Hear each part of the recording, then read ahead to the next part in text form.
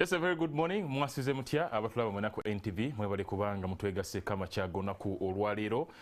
Ennaku z'omwezi ziri 29 omwezi gugwako ogwa July omwaka tuli mu 2023 ekitegeeza nti nagwo twagutuuse wakati kakati n'ekitundu ekisembayo tukitandise okubanga tukitambuza mpola mpola. Nze Ali Mivule nga bulijjo ebigambo tebitta ye program ebeerawo buli lwa mukaaga okuva ssaawa 3 okutuusiza ddala ssaawa 5 ez'okumakyanga twogera ensonga ez'enjawulo eziruma gwe nze n'abalala oba ezo zennyini ensonga ezikwata ku ggwanga okusingira ddala ebyobufuzi n'ebirala. Okay, twongera okuyuzayuza Ssaabasajja Kabaka wa Buganda Ronald Mwenda Mutebi w'okubiri ennaku z'omwezi zigenda kubeera 31 rujja kuba olunaku lwa Mande nabwe kityo tujja kuba ali mu Bulange Mengo nga Ssaabasajja Kabaka wa Buganda Ronald Mwenda Mutebi w'okubiri aweza emyaka 3 ku nnamulondo y'abajjajjaabe olunaku olw'eggulu yabadde wali Ssentema ng'atongoza agamu ku mayumba ag'Obwakabaka nga gano gagenda kuba gagulibwa abantu ab'enjawulo. Namulidde awo beene nga agamba nti kyabuvunaanyizibwa okulaba ng'omuntu asula bulungi n'okulaba nti ddembe lya buli munnayuganda okulaba nga aweebwa wasula awalungi. Kale nabwe kityo twongera okuyozaayoza beene ayi Ssaabasajja Kabaka wa Buganda Ronald Mwenda Mutebi ow'okubiri. Era nno mu ngeri y'emu twakitegeddeko nti kakati bano ba pre-medical interns bulijjo bajja beekalakaasa nga bagamba nti balina okuba nga bagenda okugezesebwa. Kale minisitule y'ebyobulamu nayo yabategeezezza nti bagenda kuba nga babawa bagatandika okuteekebwa mu malwaliro ag'enjawulo basobole okuba nga bagezesebwa olwo nno bagende maaso n'okuba nga bamalako bulungi emisomo gyabwe. Omanyi mu mirimu egimu tosobola kufuuka mukugu nga tosoose kugenda ku internship okusobola okugezesebwa oba oliawo osobole okuba nga ofuukira ddala omukugu. Bingi ebibaddewo sabbiiti eno tugenda kuba nga tubikubaganyako ebirowoozo. Ensonga za FDC zo zirabika nga zikyaganya okuva mu mawulire. Kankomeyo nkubulire bendi nabo tutandikire awo.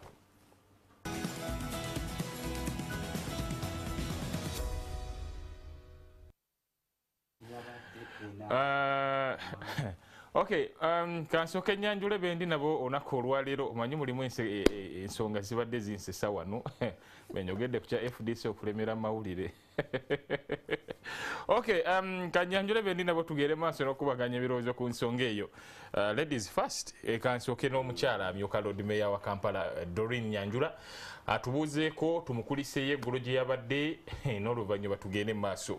Mukyala Nyanjula sooka obuuze kuba tulaba. Neyanziza nnyo mukulu Ali. Ndi musanyufu nnyo okubeera ku NTV Uganda. Era Abannayuganda mwekumire ku NTV. Mwebala okunsabira. Yesterday najja nankumbi navuddeyo nga ndi mulamu. Nga siri ku bitanda oba mu kkomera ng'abalala. Ekyo really ekitendo kidiza Katonda. Kidiza Mukama Katonda. Okay.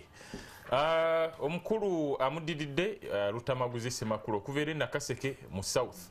Naye katubuuzeeko tugende mu maaso nayiseeyo biseera ebyakasana kye kabakola. Sebo neyanziza nnyo Mukama wange omukisa guno gw'ompadde amakya ga leero. Nzikiriza nsooka okubuuza ku bansindika mu palamenti abantu b'e Ssemutombo balamusizaako nnyo ab'e Kaasangombe, Nakaseke, Kapeeka mwebala okukola. Nkimanyi nti omusana mungi nga muto wange Nvule bwagambye naye tukole. Tukyalina okusoomoozebwa kunene nnyo naddala okw'amakubo mu bitundu byaffe e Nakaseke. Tukyongera okusaba minisita w'ebyenguudo Ssebo ow'ekitiibwa Jeno Katumba Wamala ekkubo lyaffe lino eriva ew'obulenzi Nakaseke paka Kapeeka mukulu Museveni aliteekako omukono liibwe kolasi naye bbi ate kati tulina ne bayinginiya oba bano babasomesezaawa. Nkyabuuza omutindo gw'abayinginiya be tulina ennaku zino bawa omuntu kiguleda n'ayisaamu nga alime ewaabwe emmanju n'agenda nga tasobola nakuteekawo mukutu. Naye ekyenjagala obbakubira omulanga nti mutuyambeko ku makubo. Sebo Mukama wange njagala kusembyayo okugamba abantu bewaffe Kapeeka wazzeewo gurupu ewandiisa abantu ku bibanja nga bakusaba nini namba bakubuuza byolina ku kibanja kyo. N'ekino kiri Kapeeka naye bangambye mukulu Salimu Sale yalagidde. Kansubire nti tewaliiwo mabega wa kintu ekyetole. So mukulu Salimu Sale njagala kunoonya mbuuze lwaki walagidde ba LC baligestalinga abantu b'omugombola y'e Kapeeka buli alina ekibanja n'okuwaayo nini namba n'okuwaayo byalimirako ku kibanja kuba tubeeraliikirira naddala mu abajja mu bitundu byafeeyo naddala mu kisengula abantu. Nange njagala kwagaliza Ssaabasajja Kabaka nkimanyi Mivule naawe ojja kubaayo ne roadi meya ojja kubaayo ne Kyabazinga waffe ono akuuma obwakyabazinga naye ajja kubaayo. Ssaabasajja Kabaka wa Buganda tukwagaliza emyaka 3 ng'olamula Namulondo ya Buganda, naye ng'Abaganda tuli bubi naddala. Abaganda bali mu kusengulwa nnyo ku ttaka, obwavu butusensedde wano, abantu baffe tebakyafuna mirimu, Abaganda batuntuzibwa mu nsi yaabwe Buganda balinga emmomboze, n'amaloboozi g'abannabyabufuzi abaali balwaniridde nago matono nnyo, bannaffe abasinga bali compromised. Nolwekyo Ssaabasajja Kabaka n'Abaganda abamu Ssaabasajja Kabaka nkuwaabira era nkuloopera tebakyayagala kukola, bwe balinda kagwirawo n'emmere ewaka baagala gavumenti ebebaleetera emmere gye banaalya. N'olwekyo nganze omusajja Omuganda eyeddira olugave, Ssaabasajja Kabaka tukwagaliza amatikkira amalungi. Of course nja kubaayo ffe mu Buganda nga 31 luba lunaku lukulu, public holiday, ne bwe tuba n'emikolo n'emirimu gyonna emirala tujja kugyerekereza, naye Ssaabasajja Kabaka tukwagaliza olunaku olwo n'abantu ba Buganda mwenna okulwenyumirizaamu. Ssebo Mukama wange neyanziza nnyo omukisa gw'ompadde amakya ga leero. Okay, kansembyeyo musajja wa Kyabazinga Honorable Alex Brandon Kintu, mubaka wa Kagoma North era nga ye mwogezi wa kabondo k'ababaka ba NRM mu Parliament, naye katubuuzeeko tugende mu maaso. Abatula mwenna mwasuze mutya mukulika ekiro.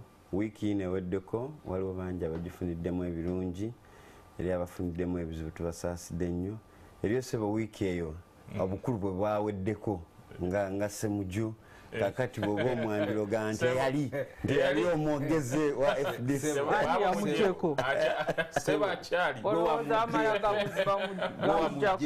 tulaba enkiiko eno n'eri nga bikubagana so bajjako eruweero baagaana Bishop omutuuzaako awo ensi weetuuse. Naye nange njagala okwongerawo ku Lutamaguzi kyayogedde. Emyaka 30 nga tulina Obwakabaka tufunyemu ebintu bingi. Emyaka 30 waliwo radio ya bujjajja, Ssemakula abadde agamba nti abantu baavu, naye waliwo saakaawo ey'amaanyi nnyo. Esaakaawo Emmengo, abantu balina Buganda Land Board. Kakati ono bw'agamba muliraanwa we nti oli yakiikirira Lutamaguzi yakiikirira Salem Parliament, kati nga ye muliraanwa ate ow'oku kyalo nga ne Buganda ina Land Board eyeetongodde nga ffe Busoga tetugirina. So emyaka 30 ng'Obwakabaka we buli tufunyemu ebintu bingi. Waliwo awo saaka ey'amaanyi. Twagala okuyozaayoza Ssaabasajja Kabaka, twagala okuyozaayoza Mmengo Abaganda. Okimanyi bulungi Ali nti Buganda abasinga abasajja ab'amaanyi bano Balutamaguzi abali mu Parliament saa zino basooka kuweereza eri Wakabaka. Kakati egyo myaka 30 naye kakati obuzibu buli nti bano tebasobola kusiima. Nitwongera okusiima gavumenti. Efacilitating nze emyaka 30 tulina abasajja ab'amaanyi mu Parliament, tulina abasajja obwongo buligo brains naye nga bonna basookera mu formation y'Emmengo. So twagala bayozaayoza nikibadde kyakulabirako kirungi ffenna, era ffenna nga bano abakulu bagambye tujja kubaayo. Ekirungi nti nze ne Lutamaguzi tuli mu kiwummulo. Parliament yatusigala tewali kwekwasa, tuli mu kiwummulo olunaku tukeere bukeezi saawa 12 tuweere byonna bye tuli supposed okukola nga tujaguza naffe kingdoms ezimu zituneko ku Buganda tulabike nga tugenda mu maaso. Sebo no Right Honorable Speaker Anita Amongo yagamba Peter banaluwumula obeera ne report zokola. So abantu be Kagoma, abantu omanyi Kagoma eyo yali backbone nnyo ya Forum for Democratic Change. Tulina omusajja ow'amaanyi mu Uganda muno bamuyita Dr. Frank Nabwiso. Ye constituency gyendimu. So Dr. Frank Nabwiso ate ye boyogedde erinnya Nabwiso meya yekanze. So Dr. Frank lwaki mbadde njogera ku Dr. Frank nti constituency ye Kagoma Lutamaguzi nakimanyi yali ya FDC nnyo, era sikisobola kidawutinga nti teri bamemba eri abantu eri bamadoksi Lubanga Kamwami nabo babadde mu bunkenke olw'ensasagge. Nenjagala obagumya nti ebyo byonna bibaawo ne mu maka bibaawo, kituwa kyakuyigirako. Tosobola kuba eri nozina guddigudde nti ekyagudde eri ewa Mivule kubanga tomanya ate political parties dembe nange nkya nyinza okkeera ngenda mu kibiina ekya so tuyigireko tweteze ate ekyo nakyo kikuwa essuubi nti tuli kutandika oku appreciatinga multi-party democracy. Okay, webale nnyo Honorable Brandon. Bannaffe osobola okutugobera ku Facebook ne YouTube. Ndabye wano ab'ekibuga kwebali Kevin Banaga bangambye nti kwebali nnyo bagenda maaso n'okugoberera mwebalire ddala. Okay, kakati ensonga ya FDC yo ekyali mu ddiiro wetuukidde olunaku olwo twali tumanyi nti bikomye eri wiiki tuba tuli awo ne batugamba nti olwokutaano ate kakati egenda kubeera baptism mu fire ne tugamba wo katwawule kamera naffe ne tuziwawula ne tulinda tugende ku lwokutaano tulabe abantu bagenda okubanga bafulumya alipoota ku ebyo ebiza ebigambibwa nti waliwo ensimbi ezayingira mu kibiina kino ekya FDC naddala mu kalulu aka 2021 mu ngeri etaategerekeka abamu nga bagamba nti zina gye zaava zandibanga zaava mu yero nti zaava eri ebigambo ne biba bingi nnyo abakulu ne batandika okukubagana empawa buli omu ng'ayogera bibye okutuusiza ddala olunaku olwaliro olunaku olw'eggulo alipoota bwe yategeezezza nti mu butuufu tewali bujulizi buli awo bulaga nti Semujju ne banne bye baayogera nti ensimbi zino zayingira mu kibiira mu ngeri etategerekeka tewali bujulizi bwankukunala naye nga tetunnatandika njagala nkulaga ebimu ku ebyo ebyabaddeyo wali ku ofiisi z'ekibiina kya FDC najja nankumbi awo tugenda okutandikira nja tutandika ndowooza ne amyuka Lord Mayor Doreen Nyanjula kuba yabaddeyo tukubaganye ebirowoozo naye katusooke tulabe ebyabaddeyo.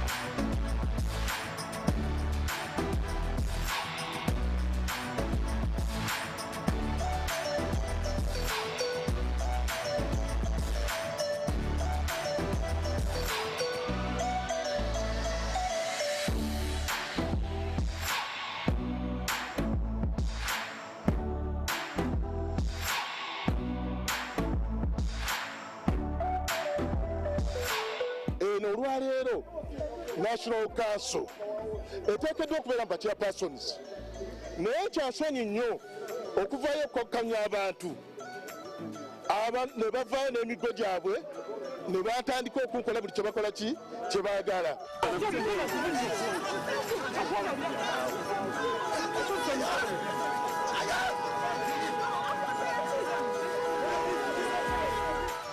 Mujja kunkuba naye mujja kuntiisatiisa. Mwali mukupata eno togenda kuyingira.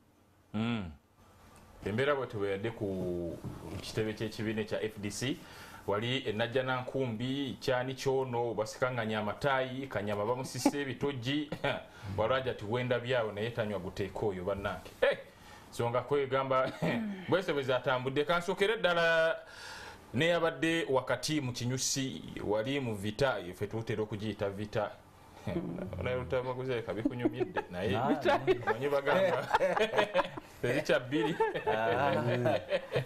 mutamaguze byamusobokako dda ndaba bulabi munnange olaba bulabi firimu ndaba bulabi ya John Rembo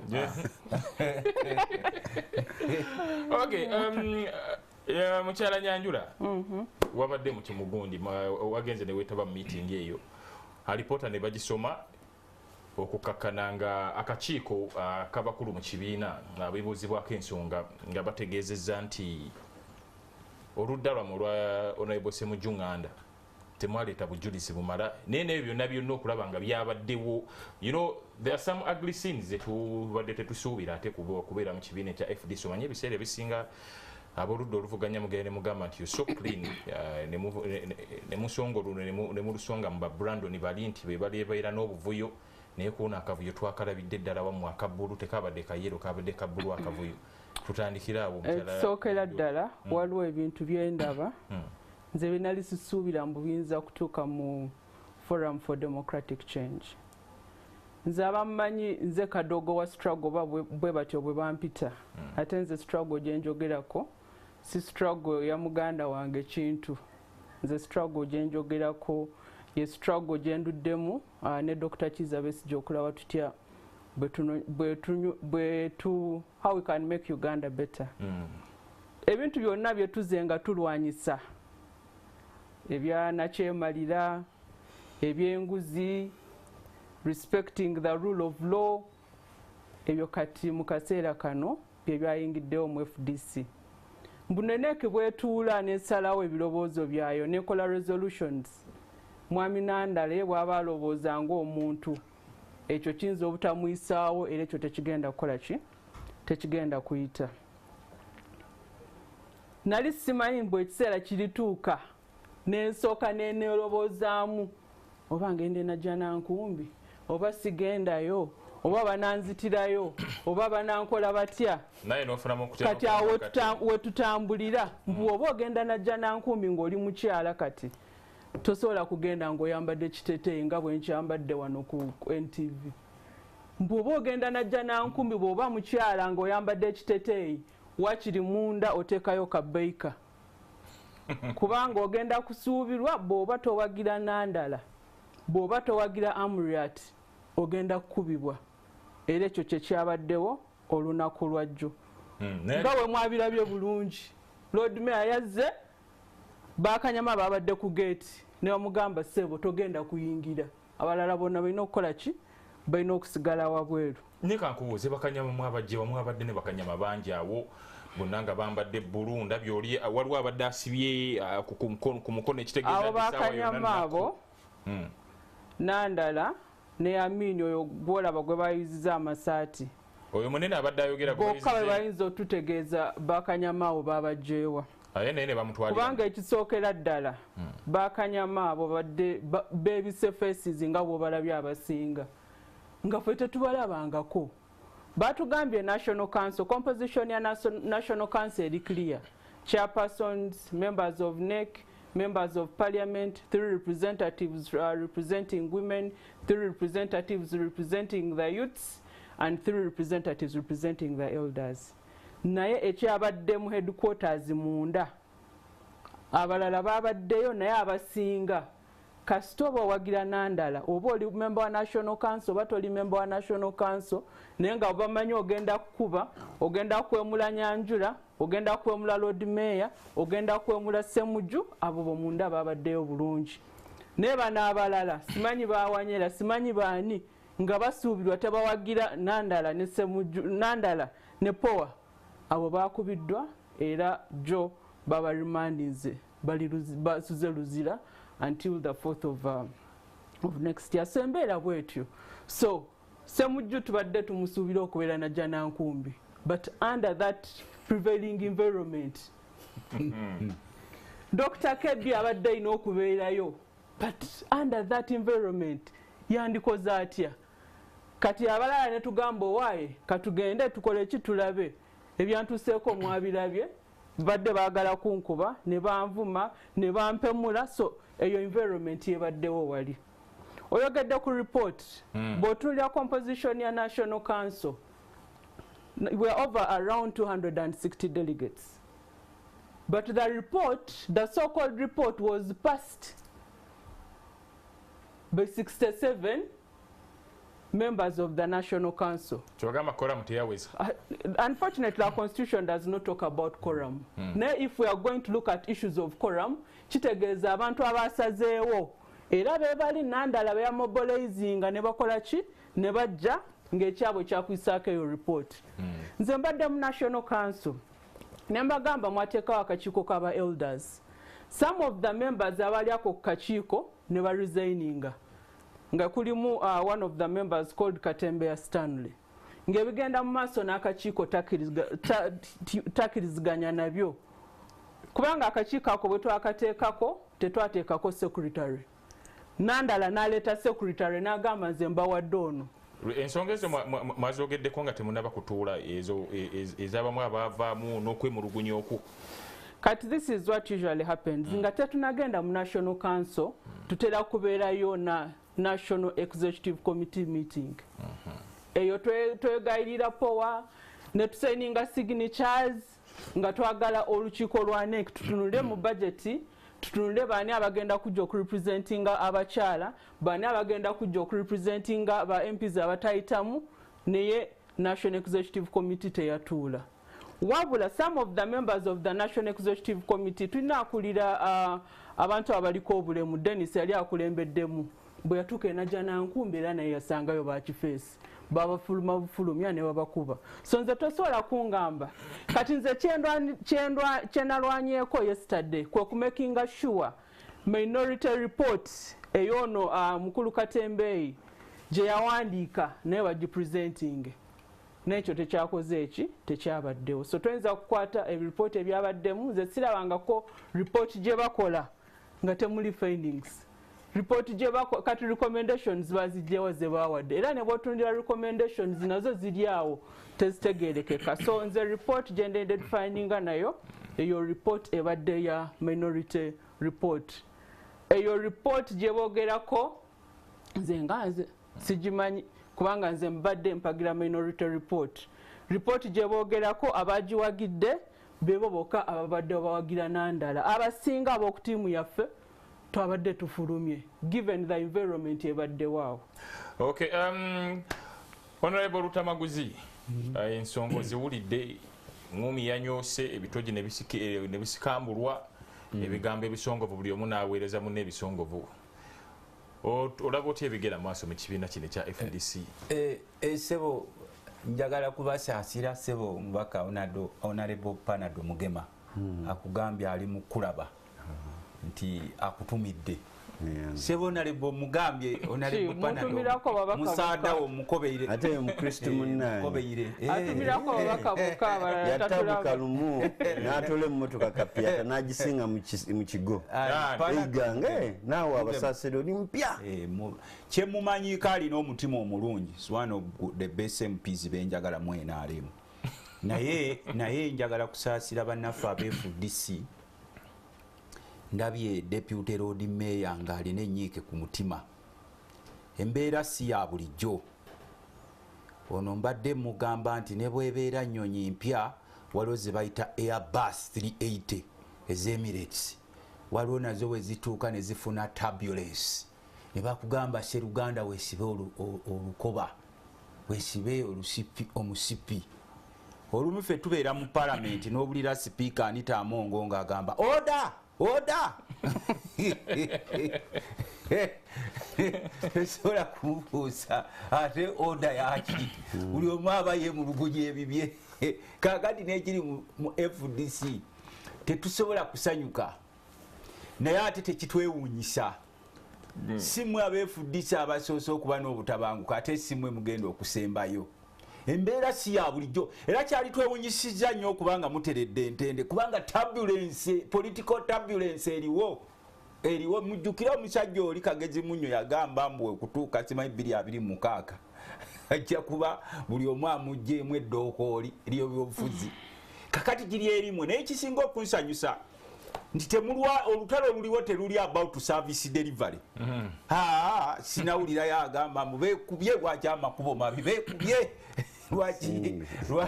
lwaki amasanyazi tegatuuka mu byalo beekubye ne bagamba lwaki abasuubuzi bataddeko emisolo olutalo luliwo lwakulya eating gwe atamanyi Luganda lwenjogera kulya oba okugabana oli agamba nti munaye wagenda nojjayo akakutiya naye tetukalaba bulungi wano tekatuuka ono akyuzinga ono nakyuzinga ono kuba ffe tubadde tulaba mu bibiina byaffe bino tebisobola kutebengera nga bano abasajja we bali balumisiza abantu bangi enjala kati tulina abasajja abali mu FDC nga Besigye yebuuza oba Dr. Kano Besigye yebuuza oba ngwe ku side ki be bakyuzinga nabo babe ne bano side nabo babe kati asigalidde kubatunuulira nga bwe mulaba abali mu lesolingi wali eri ne bamusika ne bamukuba wansi ekigo ono akuba akadde yakuba naye kati nga omukadde w'ekkanisa batalina kuvaayo n'abagamba nti bannange heyi kino kyekituufu kye tulina okubanga kati waliwo n'omukadde w'ekkanisa asooka n'abaleka ne mweyuza naye n'afuna lipooti eyiye ng'omuntu bakugambye nti lipooti eyazze yaabwe tebagitegeera eyagikoze tebisobola gitegeera kubanga ebibiina bino n'entambula yayo tekyategeerekeka birimu abantu so many money-minded people in bigger positions. Si wammwe mwokka kati mwe mukyakaaba nze ndi wa DP omanye ekiri ewaffe omusajja omu yagambye nga bamubuuza nti ababaka ba DP mwabeebuuzaako n'agamba nti okwebuuza ku babaka ba DP nga tugenda tusalawo ebyaffe kukibanga bwe bakugamba nti genda ogule sabbuuni onaaze embizzi ng'ali ku TV eno yennyini eno kwe nabadde mulabira nga ensi bweti bwefaana nze ffe tetusobola kusanyuka olw'olutalo olulimu FDC because tumanyi nti waliwo gye bayita invisible hand eri mwe temutera kubeerako mu kyalo nze ntera okubeerako ewaffe nakaseke nga nkyalimu waliwo bano abasajja abazanyisa obugologoosi muyinza okuba tebumanyi nakagira bwati amapeesa nekazina kati nze sira nnyo okutunulira akagologoosi kano muganzi omu ku bagezigezi b'omukyalo ntunuulira ono anyiga eppeesa ly'akagologoosi anyiga nakagira nekazina naye kati mwe mutunuulidde wali bugologoosi buzina FDC kagologoosi naye ne waliwo anyiga eppeesa afuirira ezirwana tisinga FDC egwamu neno negwayo nabe neno nze mba mpisaawo ekyange mujjukire nti eno gavumenti eriwo y'abakagubiru they have never believed in peace bo buli kaseera beetaaga obeewo obutabanguko we butabeerawo babukulyetinga ezo gunizi ze nalabye nze siri memba wa FDC era siriba naye waliwo gunizi ze nalabye nga kiddemu sebo nkubuulira nze nkubuulira nze kivudde mu kamwa ka hoosi ate gwe obuuza nkuga nze siri memba wa FDC era siriba naye ati wuliriza ebigambo byange sebo nze nkuga siri memba wa FDC era siriba naye waliwo gaguni ge nalabye nga siga FDC ng'ogalabagano kubera gavumenti wabairayo gakanyama agabeera eyo mu Kisenya aga training eyo gabeera eyo nga gasiba ennyama mbubbe we wabeerawo akavuyo waliwo agawa ssente ne bagagamba nti genda bw'onyigaawo kigenda kulaga nti mu FDC kifumba mutuku naye ffe twagala kubasaba oda tumanye ekibalwanyisa kulya okulya kubanga lipooti eva kunoonyereza ku ttooke lipooti nze njikuwa kuba lipooti ekyaleetesezaawo okunoonyereza tekulikira kuli ku ssente z'ekibi anti kyenkugambye nti kulya essente simanyi oba zakibi kuba abazijjayo tebamanyi oba zakibiolutto olinga agamba nga banayaganye nze nsuubira engabana yaganye kubanga tubabuuza nti olalongo lwaki mukireeta kati kubanga singa sente eyo nga Lord Mayor bwagamba nti yakibi we atuukidde wali sente y'ekibi togikkiriza kutuuka ku olotaali mwagikiriza njagala soka nkutegeeze bino ebintu bya sente nga ekibiina oba nga abakulembeze. We have not just started talking about it now. We have been talking about it since 2021. And twagezaako oba abakulu abansingako abali mwezi ensonga bagezaako okukola investigations ne bagezaako okutuula n'abakadde abali mu kibiina kyaffe. Unfortunately ng'eyo process ekyagenda mu maaso nga bali mu kwononya erinnya lya Dr. Kizza Besigye. So nga Dr. Kizza Besigye yali alina okuvaayo okukola ki? Okutangaaza. Bino ebintu okumanya tebyatandika kati nze Lord ne National Council yatuula neteekako Elders Committee. Elders Committee nga tenaba kuvaayo okukola ripooti ne tulaba ate Nandala aze mu birala ali mu kugamba akalulu kagende mu maaso ate nalabye mu ripooti yaabwe kutandika byogerako kati. Mpozi katono nnyo. Dr. Kizza Besigye wiki eri bwe yali yayogerako eri gye tuli yagamba nti yali yavaayo dda ku nsonga eno nti naye bwe yavangayo nga bamugamba mu kibiina eya ssente nga bamugamba gwe bwe wali omukulembeze twakubuuza ku nsimbi gye zyali givanga gwakulembedde ekibiina. Kakati nakirabanga some kind of blackmail. Kyogamba Nandala yategera mu ssente doctors yali akozesa zava wa Museveni n'asirika. Lwaki Dr. Besigye yavaayo kubanga waliwo traces eziraga ssente zino zava wa Museveni. Kakati bano foba ssente zava wa Museveni oba si gye zaava ekikulu baafuna ssente. You got the money. Not all of us. Not all of you, of course. Not everyone was supposed to get.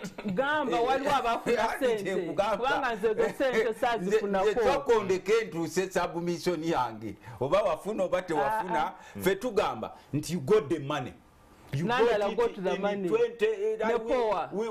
Anti bo bali tebaliiwo nze njogera kati kwa information nga amanyi adi nze tokoleka nze nteesa okuteesa kwange. You got the money. They got you the shared money. The money. Is the money still there? The answer is no. Kakati kirimu abajjayo ekutiya zammwe. Ekutiya zammwe ne mutematema. Ogambe tono yalyako. Kwanga question eriwo, we don't care who shared on the money. Did you get the money? Yes. Wakite mwazizayo mu budde obwo.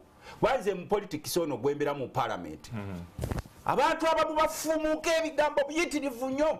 But I've known so many unprincipled politicians in this country.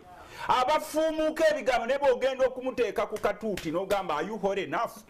Naga nti bino tuboogera kuyisaawo kyaffe. Kati ffe tukimanyi nti wayinza okuba nga waliwo obutali butuukirivu mu FDC. But you need each other. Kubanga olutalo lwaffe lwe tulimu si lwa ssente zaabwe. Tukimanyi nti abayala bangi.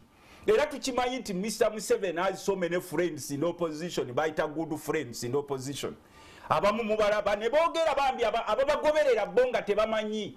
Oli amwogerera naye ng'ayisaawo kapyata empya eringa eya Brandon gy'avuga.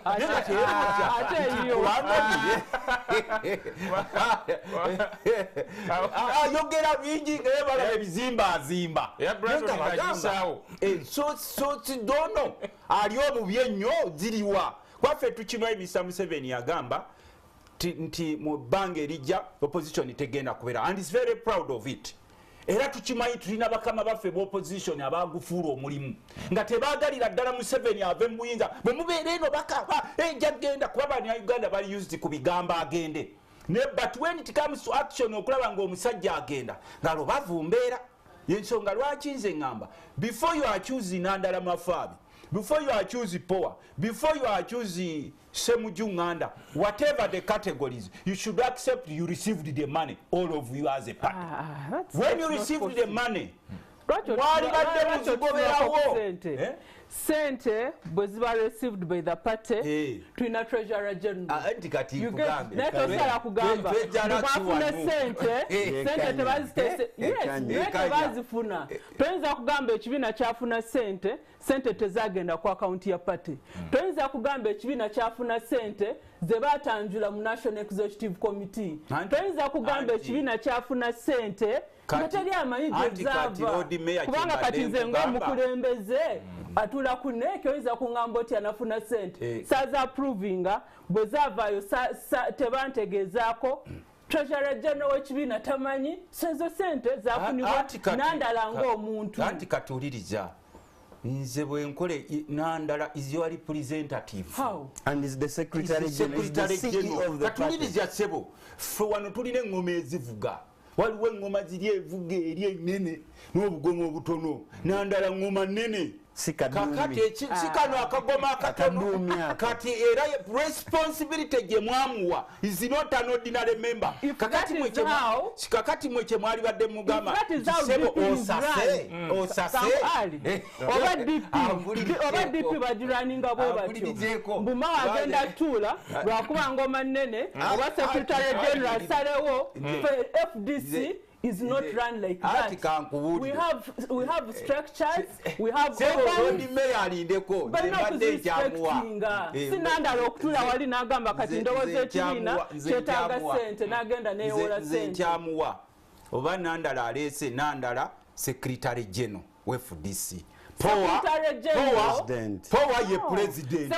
General erina kukola ng'afunye instructions okuva mu National Executive Committee oba mu Delegates Conference. Nandala bwagenda n'akola ebintu ng'omuntu toyinza kugamba yabikola nga Secretary General w'ekibiina. Power ye president. Kakati mwabadde muyimiriza okulonda. Naye nasomye mu lipooti yammwe ng'egamba ku final yammwe nemuga ngegamba nti okujjako ebifo ebitalondeddwamu naye okulonda kwoze eki kuba bano babadde bagambye nti kuyimirire kakati ffe kyetwetaaga order gye muli kubanga tukimanyi temusobola kubeezaawo bibiina wakati awali volunteers awali empisi awali abasajja abalowooza nti obutabanguko is the way to go.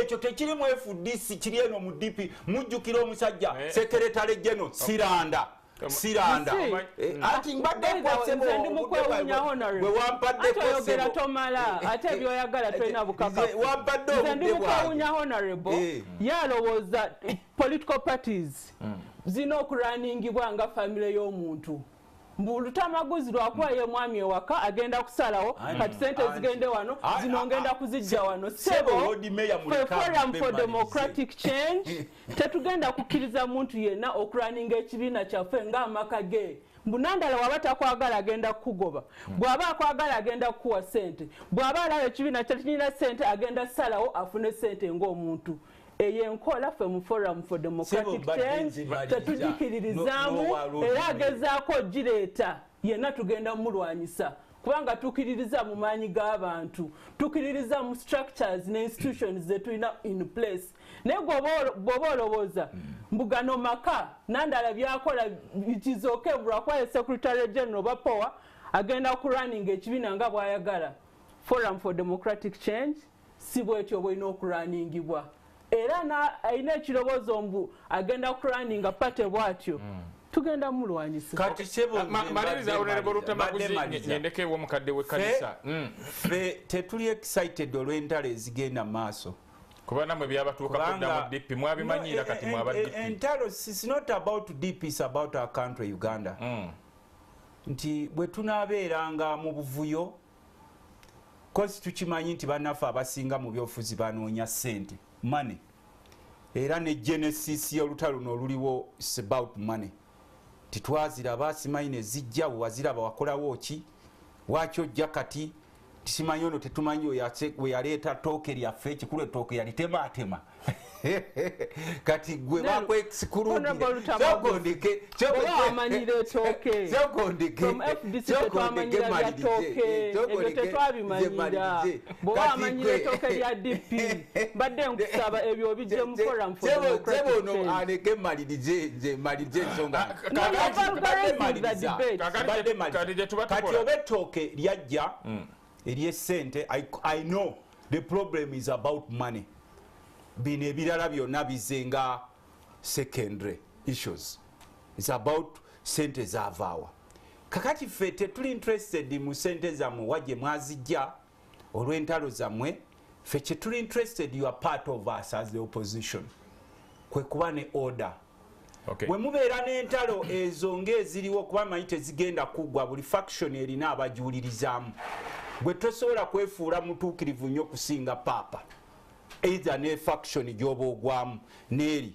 Ffe kati kye tubaagala okubasaba kuba buli omu buli asonga ku munne ekisooka ndaba bwino ku bwino. Kati buli asonga ku munne ffe kye tubadde twagala okubasaba mufune gye bayita in-house meeting.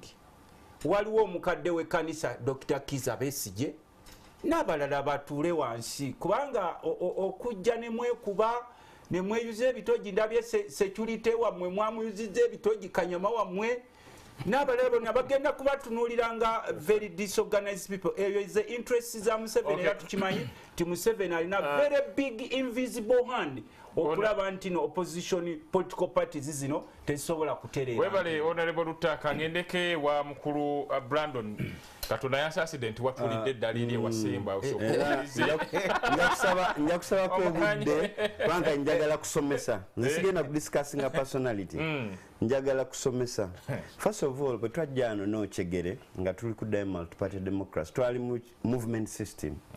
Waliwo abannayuganda babadde ba political actors naye tetwetegese era ebizibu ebiriwo wano saawa zino wonna ng'oggyeko political parties osooka kuba munnayuganda tuteekwa okulaba nti twanguye mu parliament tuleete electoral reforms tuteezesa akakiiko kaffe ak'okulonda. Kale supposed okusomesa abantu tugenda multi-party democracy naye tumutegeera kubanga tutulidde laba ensasa geeguddewo twena ffenna gye tuli tetutegeera what multi-party democracy ate nga tutonenya kubanga tuli kkula. Eriyo ebibiina nga biriwo omuntu omu amanyi bw'ava mu kibiina tekigenda mu maaso. Bino tubiraba neyo mizigiti ali wano nga mulwanaganye era okulwanagana agenda okulaba Kibuli ate tulina ne Old Kampala. Era waliwo kati omusiraamu olunaku lwa Jjuma nga aliwo ensonga y'ettaka ogamba nti bano bafunye wuzu nga bakuta amajambiya. Tubiraba bino bya buntu ng'abantu the human nature Katonda bwe yali atutonda yatonda ne sides bbiri osalawo ekituufu osalawo ekibi. Ffe abakristu kyova olaba bulijjo tugamba nti tugabana ku busaseredoti bwa Kristo kubanga twagala tumwefaananize naye ekitasoboka ate naye yatuuka awantu n'asala waya n'avaako waya mu that human state. Kakati ekiri wano obuzibu buli mu opposition. Opposition bano ababiri tebali supposed kuba na ssente. Ndowooza opposition enyumirwa n'abantu baavu. Omuntu opposition avayo ng'alina ku ssente oyo aba moolo. Honorable Tayebwa speaker wange ne Lutamaguzi ono yasooka ano okuba mu FDC be baali ba brand n'afuna ekyuma awo ku NASA n'akuba empapula n'atandika okubanga posters n'akubira abantu. Bwe yafuna ku ssente n'agaziwa n'agenda e Southern Sudan. Ayiye afune ku ttooke nga Lutamaguzi bwe yafuna essente zaze businessman aba FDC banyini bano banyanjo bagamba Tayebwa kati afuuse moolo ali maybe nyanjo yali taliwo apologies naye abaliwo then mu FDC bagamba ono moolo atandise okufuna essente za Museveni. Ekitegeeza nti bano ab'opposition okuba mu opposition olimenti kuba mwavu bwofuna era ojja kuya komiti ejja kutandika okunoonyeza ku Lutamaguzi naye ng'ate mu Kristo ziri emmotoka z'Abamerika ezo emmotoka z'Abamerika ezo baligamba naye ng'omusajja abaddewo ajja kuwa history nti akoze mu UN abadde n'akasente ke naye wakubanga tulina mentality era ezo kyekintiisa okugenda mu opposition kubanga saagala kuba mwavu because people will misinterpret you so bateekwa okuba reorganized ba appreciating and ffenna tuli bannayuganda tuteekwa okukola kubanga buli anaaba akasente oyagenze wani wa Museveni talina si charity. Ekintu ekyo ekyeteekwa okuyiga mu ssaawa zino nzikiraganya ne Honorable Lutamaguzi kyagambye nti tetusanyuka kubanga one eno government yaffe ya NRM ya appreciating a multiparty. Tulina act ekwata ku bibiina by'obufuzi era eriyo essente ezifunibwa eziri mu mateeka singa baali kwezo nti accountability nga abatabyogerako twandigambye yes. N'ekirala of course president ow'eggwanga lwakubanga fante tunaba kutegeera nzirayo ku kintu tunaba ku appreciating nti nze bwe ntwala Nyanjula Saazo ne mwita she is a very bright young person gwe nandyagadde ayogereko n'abeekagoma naye naye tajja kukkiriza adinayinga abavubuka abeekagoma okufuna that mind abamulaba ne bamwegomba olwa political party. Brandon yabadde ne Nyanjula kati Nyanjula yagenze oba Brandon yagenze nze ali ne bwe nfuna opportunity enkya nga yakwogera ne principal oba Dr. Besigye nga invited I will work very happily kubanga njagala okuexposing obwongo osooka kuva mu Uganda. Nze sobola kwogera ngaawo naye butamagezi bwagambye nti siriba era siriba tomanya political parties bwe tuba twagala ozikulankulanya. That is democracy. Naye kati olaba Nyanjula ali kubatolinga era kati simanyi oba Nyanjula bw'aba mukatuliki tuba twetaaga tufuneyo olusirika tumusiibire tumusabire sebo tulige sapuli naye agenda butasobola kujja eyo nze sirimugamba kujja waffe naye okumusabira mind eri soba asobole okukola decision eyambaye n'abantu ne generation emulabirako. So tukwetaaga oku appreciatinga tutegeere nti zino zonna pate tewali government esobola kuba nga terina opposition. Ffe ne mu parliament olaba lead of opposition olusi asembayo n'okuwa remarks kubanga tumanyi how important it is ate ko checkinga government batuwa alternative. Bano bwe bajja oba yali 206 ne boogera ku musolo Dr. Besigye n'agamba guno omusolo gw'omutwe ngenda gira ki government bwe twali tujjanga tuli ku aligninga manifesto tugamba omusajja ono kyeyagambye kiki ne tutandika okuevaluatinga omusolo guvaawo ki omusolo ne guvaawo. Singa tetwafuna alternative brain ku ekyo ndowooza twali tukibuusa amaaso. Kakati that's how government should operate. Tulina parliament siraba nkomubaka parliament oba nupo oba wa DP oba FDC ne bwaba honorable omanyi kati parliament bwebulamu bano balutamaguze nebulamu honorable Semuju tumanyi naffe okuba mu corridor abagenze ku benchmark abasajja baffe baliwa ngolaba parliament eri kubowa teri kuvaayo eri omusajja busaa asitukira ku procedure issue tobatadde mu kiti ky'abakazanyiri no sinabagende you know my brain is a bit bigger I don't think katono mbadde ndi kujja nti naffe bayanga legislators we cop a lot ufuna opportunity nti buli lwemba ku lwokuna awantu ne Semuju I'm tapping knowledge of mu Lusoga tuyita charge that store of amagezi kubanga abaddewo ayogera mu rules tavueri kutandika kunyumya nti wano wabaddewo ekisenyi nekigira bwe kiti. So bwe tufuna abantu ngaabo irrespective just ensi yaguddemu ekizibu nga Haji Hussein Kyanja afudde ng'oggyeko bino byonna nti opposition olaba omuntu yali objective era ndabika yabadde mu ggulu bajjana yabadde akaaba kubanga omusajja yatandika ekibiina by then Jema nga mulimu omubaka omu ffe Busoga twafuna kubanga president general Jema avaawa Busoga kati n'alwana nga mubaka omu mu parliament ayinza okuloza nti Jema ina ababaka 10. So bwe tufuna abantu ngaawo patriotism gye twogerako ffe mu NRM tubere patriotic osooka kuba Munnayuganda n'olikoberewo ebibiina ebirala. So bottom line nti Saazo tusobola kujaguza kubanga n'abali mu FDC baana baffe n'abali mu FDC mikwano gyaffe baganda baffe ate bannayuganda ate ngera balina contribution y'amaanyi gye bateeka ki kakati ffe kye tusaba maybe kyenalabiremu nga oversight naye oluusi bw'onyiiga ennyo oyabika nti wandibaddewo ensonga buuza lutamaguza noffe mu ekereziya tuba ne challenges nyingi nasobola kugamba ku bwana mukulu wa Kigo mubi managing internally muli naye ate oluusi Ebusoga bagamba nti bw'onyigiriza ennyindo olwera wagitolamu omusaayi ennyindo bw'oginyiga evaamu fats enjeru naye bw'oginyigiza ennyo bambi omusaayi gwabika. Kati zino internal contradictions zirimu ziva mu bantu mu maka gaffe mu bibiina tewali kibiina kitabaamu ekyo naye level kiyo kyadressinga ekisembayo ku ekyo nsaba Banyanjula n'abasigadde bonna ffe tumanye FDC Forum for Democratic Change one Uganda one people tubasaba baddeyo ku moto eyo ya one people one Uganda n'ekirala ne tusaba bano abali mu bibiina kiri kye twagambe Dr. Besigye bwe yali ayogera ku press conference yagamba nti nayogerako ensonga zino naye obwana mwattufe generation yaffe tuyisa mu bantu abakulu amaaso bamubuuza gweoyogera ngaani wano kifo ki kyolina era naye naddaki kakati abantu bano kyobalaba simanyi oba mu busiraamu naye ba elders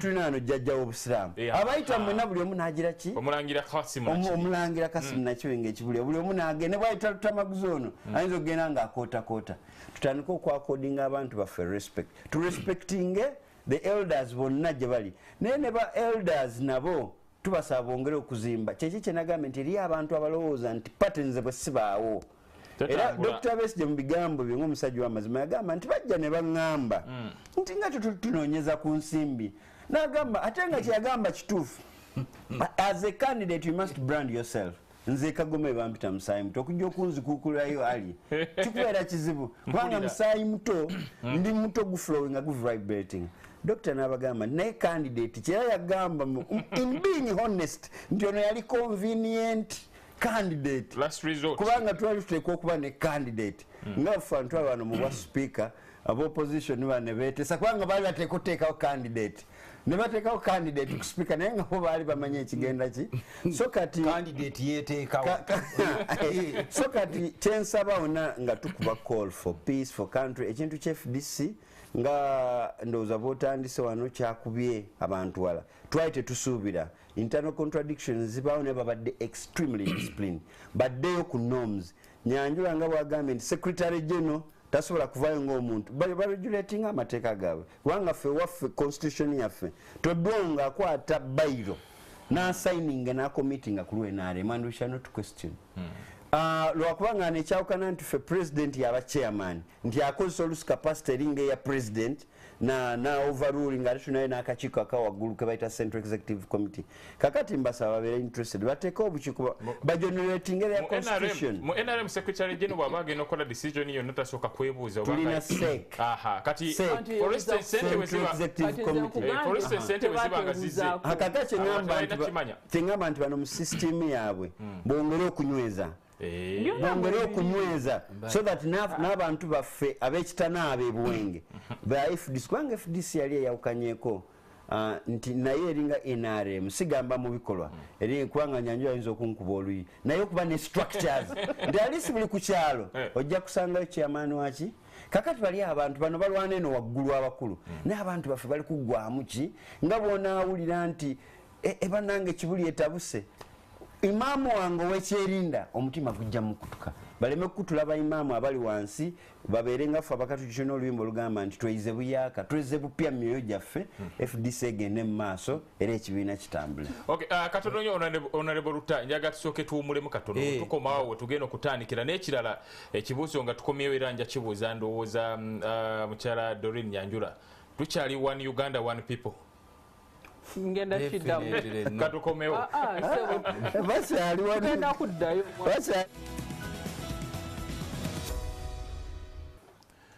Yes, webale kubanga ukyatambule naffe okutuusa essaawa zino tukyali mu programu ebigambo tebitta nga tukyatunulira ensonga za FDC nempoze katono Uganda timu yaffe ey'okubaka yiyo the Shikreens eri wali balinda kuzanya muzanyo gwa olunaku olwaliro jjukira nti olunaku olw'eggulo twasobodde okugoba twakubye eggwanga erya Singapore tuli mu World Cup ono temulowooza nti tuli mu African Cup kino ekikopo kyenjogerako kyansi yonna tugenda kubanga tuzanya New Zealand be ba defending champions so ebinaaba bivuddeyo tujja kubanga tulaba oyo Mary Nuba y'omu ku bashuuta baffe mukyala muwanvu ddala akyafuna wali interview naye nga ebisingawo tujja kubanga tubikutuusaako mu gebyemizannyo nga bwe ganaatambula naye nga essaawa yonna timu yaffe ey'okubaka ey'eggwanga egenda kuba ezanya bannaffe aba New Zealand kale kati katukomewo eno ku byobufuzi enamba eyo gy'olaba ojja kuweerezaako endowooza yo maaso awo tujja kuba tusomezemu ku ndowooza zammwe tulabe engeri gye tutambuddemu okutuusa essaawa zino we tuwumuliddemu nga sinnajjawo Honorable Ruta Maguzi Lord Mayor omubala gw'ekibiina gugamba nti one Uganda one people one people one Uganda tukyali one people one Uganda mwefudisaawo kuba ndaba kaakati kino kiwayi nakiri naye okusingira ddala ensobi eno bwe nabadde sabbiiti eno nayogeddeko nabadde ne exclusive interview eya Jeno Mugisha Muntu nangamba nti the problem era ya criticizing ekyokwoshinga dirty linen in public nga mwaba FDC n'agamba nti oba oliawo skill y'okumanaginga ebintu munda era bikanga ekyaganye mu kibiina kino n'atujuliza nti waliwo abamu era bwe yali during his time waliwo abaali baagala okutambula nti batandike ekibiina n'asobola okuba nga akyarrestinga nekibeeraawo temwina twade tulina okutuuka wano okutuuka buli omu okulangira munne obuzina bwe okubuleeta mu lujjudde kaakati ekisookera ddala tetukyali one Uganda one people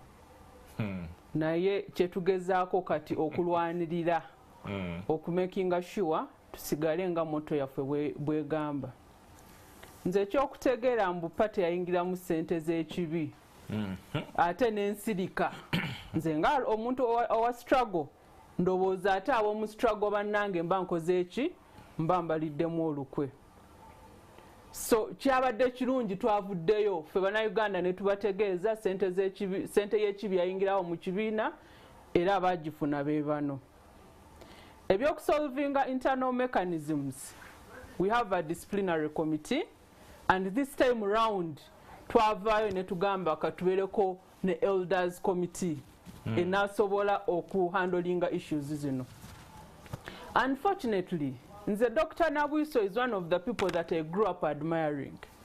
Era ne bwe nali mpandika akatabo kange is it the fundamental change akamalirizanga bantu teluzira for 2 weeks y'omu kwabo abakulu be nayogerako nabo nagezaako okumpa amagezi mbu bw'otunuulira akakiiko kano it has failed to play its role.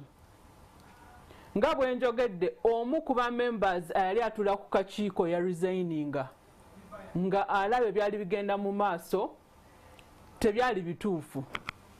Ekisookera ddala bwe twateeka poa bwe yateekako akakiiko kano tewaaliwo secretary Nandala Mafaabi n'akwata omuwagizi we Kayanja Thomas n'amugamba gw'ogenda kuwandiikanga akakiiko bye kateesa. Mind you, Nandala Mafaabi is among the people abaali balina okubeera investigated. Ebyo nga bikyagenda mu maaso kwaliko legal advisor ne bagamba ono ayinza kubanga ali ku saidi yeeri ne bamugamba sebo akakiiko ne kamugamba gwe kati tetukyakwetaaga. Ng'ebyo byonna bigenda mu maaso ng'akakiiko katandise emirimu. Dr. Frank Nabwiso yali attendinga meetings eza Nandala ne Poa nga bali mu kwogera the things that are under investigations kwaka akakiiko ke baateekako.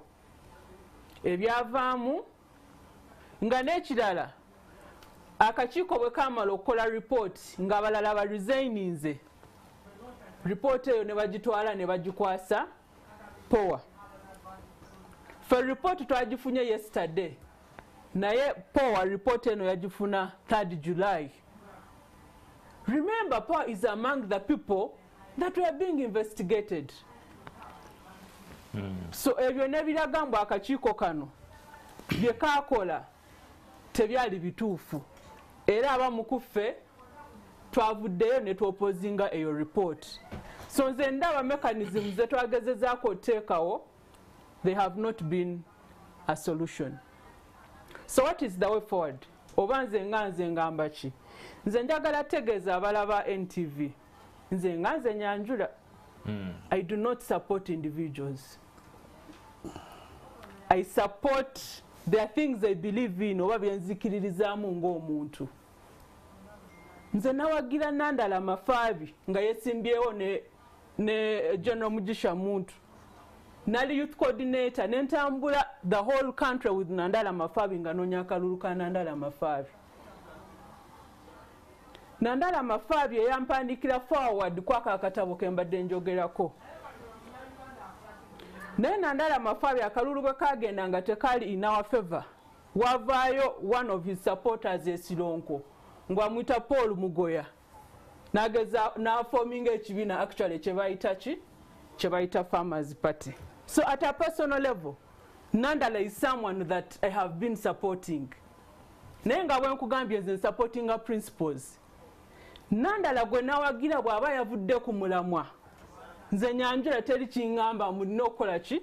ndina omusigalako because apparently ekigenda mu maaso mu kibiina bakugamba lwaki oyagala kuvaamu nandala bwele wosimbyeko ku bwa sipiika yakuwagira gwe bwali mulwadde yabeera naawe nze njagala kutegeeza ggwanga nze siwagira individuals ne bwe mbeera mu bufumbo simanyi wana abakatuli kibajja kungamba mwina byabagamba mu kyaki simanyi until death draws us apart njagala kubuuza mwami Lutamaguzi nawe mukwano gwange ekintu bw'olaba omukyala ng'afunyeyo abasajja abalala ng'ayagala kukuleetera siriimu osigala wali n'ogamba nze ngenda kufa naawe lwakuba kyaki yangamba tulina okusigala wamu paka okufa obweyamo kati nze nyanjula ebyo sibikiririzaamu bw'obeera musajja togenda kundeetera siriimu togenda kunzita ndaba mbu lwakuba kyaki yangamba until death mba ndina okuvaayo nentaasa n'obulamu bw'abaana bange kubanga bwe nvaawo kiba kikola kiba bagenda kukosebwa so apparently that is happening in the party. Dr. Besigye mwagala nnyo, he's my mentor. I have stood with him because I believe in what he stands for. Naye Dr. Besigye bwakeera enkya n'aŋŋamba nze kino nkivuddemu ngenze kati ewa Museveni endagaano yange ne Dr. Besigye ebeera ekoze eki ebeera egenda sigalaawo so teri munnayuganda musiru batugamba no Sebagala yajjanga ina amaanyi alagidde Haji alagidde naye Haji bwe yava ku mulamwa ogw'okulwanirira abantu njagala kubuuza ani gwe yasigala naye bali batono so nze bannayuganda kyemmanyi bulungi si basiru bannayuganda bye baagala babimanyi bulungi era nze am 100% sure bannayuganda teri agenda bajja ku mulamwa bino byetuwulira by 2021 Museveni yatugamba tewajja kubeerawo opposition nze ndowooza wasaaga kubanga bwavaayo n'agula abakulembeze era opposition egenda sigalawo because there are people who are still going to continue opposing. Okay. Nze bwenva mu kibiina bwenva mu FDC maybe nenjoining another opposition party oba nensigala nga sirina kibiina era ngenda sigala nga ndi opposition so byokugamba opposition egenda kuvaawo sola kati mwenare mumba noonyayo ki ideas ennungi tuzeetaaga okitegedde so bannayuganda bye baagala babimanyi bulungi era ndi 100% sure teri agenda kubajja ku mulamwa naye nze kyesigenda kukkiriza sigenda kulaba ssente y'ekibi sigenda kulaba ng'abantu bava ku mulamwa ate nzigala amaaso ngamba muli batuufu ekyo kyosikiriziganya nakyo. Okay. Honorable Lutamaguzi, kakati njagala picture tujijje ku kibiina kya FDC. Njagala bigger picture tujitunulize opposition. Bibadde mu DP twabadde tuli awo bituusire mu FDC. Era bigenda mu lugendo ojja kuyanga n'ennuupu. Tebinatuuka yeeyo. Bigenda. President Kyagulanyi abalengera. President Kyagulanyi abalengera. Ombeerere kito oli mu FDC yani. Oli mu y'ensambya mu y'ekatonga oba ye najja nankuba. Nga tonanbuuza. Kati Honorable Luta njagala okubuuza omanyi muyina engombo mu opposition abo tebalina kye batugamba kakati abo opposition mukyalina kye mugamba eggwanga ngaye nammwe byasobye ate mu mbeera embi ne mujjayo n'enjala kati waliwo akanyonyi bunyonyi bwa bika bubiri obutera okutaataaganya amazzi ogasiikuula waliwo ke bayita naddibanga waliwo ne ke bayita kunyukunyu naddibanga wa FDC alimu NRM ne kunyukunyu wa FDC era alimu NRM avaayo n'agenda n'asiikuula naye kitwala amagezi mangi nnyo n'okulengera ewala naddibanga gy'ava kuba atera kubeera ku mutwe omuwanvu ennyo ng'abalengera bemukola eno kakati obuzibu bwe tulinawo olwaleero tulina bannabyabufuzi abatamiira ssente it all emanates from money, love of money era lutalo oluliwo atabangula FDC ye chairman we NRM kijja kumubagamba yasesulira olutalo olulero kali wali chairman wa NRM omulala aje sigambye Brandon sigaye Brandon atabangula FDC ye chairman we NRM atabangula DP ye chairman we NRM abanupu njagala okubasalutinga tukimanyi nti buli omu abatunuulidde you are the biggest mwe bagundi opposition abatukwatidde omumuli era omukulu we nagira n'ateekateekayo omukono bw'ati okulaba alaba agenda okulaba luwaateekayo nga bagwokya omukono ng'agugjayo kakati twagala kubagamba please don't disappoint us like these people kubanga abasinga bayingira politics to make money abantu balina agenda ez'enjawulo mu byobufuzi abalala baliwo naga nti yes kati mu opposition tuliwo okukolerawo ssente ng'oli omulaba agenda eya ssente tali kukyusa bukulembeze era President Robert Kyagulanyi atugambanga okwebeereramu nze nebeereramu sebo mukulu Brandon era bw'ogenda n'ojja wali eri mu palamenti nkulengera n'endaba abamu basambisa abiri nakulekawo eno refuti aguteekako ne ku right aguteekako n'omubuuzi osambirawa ate mwe naddala abantu baffe mwagala nnyo ebiboozibozi bino ebiba exciting omusajja ayogera naye nga toweebuuza nti omusajja ono ayogera naye does he walk the talk kuba tulina bangi n'omulaba nomukuba mu ngalo abangu b'okufuumuuka engalo ne mukuba neffe tugenda okutunula eri mu kateni enzirugavu ga ensi bweti nga ya bulabe nze nina n'abaopposition benti ennyo okusinga ab'NRM nga bw'oyingira ewange ngamba muteekeeko kamera muteekeeko eppeesa lya kamera sikulwanga ng'omukulu agira nowe NRM bw'ayingira nga nteekako abiri naye noono muteekeko kati olabe kubanga embeera eriwo kyokka ogumiikirizeeko njagala kukubuuzaako kati enjawulo eri kunze ne Honorable Lutamaguzi mbye ne bwalaba wa opposition nga bali mu kufuna sente asirika anti jatuliza road mayor sigenda kola ki sigenda sirika kubanga oba otya struggle kati abo opposition abo bolaba botayagala kwogera bebani uliriza golowooza abakulira obusiraamu tebalaba biwayi biriwo nze sagala nze gasinga mumpe akadde kayenteese abakulira obusiraamu babirabo ebiwayi ebikola ki bali ba hypocrites nawo botuliddemu olukwe abakulira obusiraamu no balaba ebiwayi ebiriwo era balaba ebiwayi ebigenda ewooga enkeerooga nakuba musiraamu naye walaba yolyaga towaaye lwaki ogenda okulya mbono seeke gundi yagenze mu state house ne bagira kakati balengera ne bamanya nti omusota mweguli mu ntamu n'emmere yaffe emmere mwerimu emmere ya FDC mweri n'omusota n'emisota gyabwe kati ono road mayor agamba kubetamu eyike wali lumonda asansane eyike kyogamba boyina kuba mpolampola omusota guveemu emmere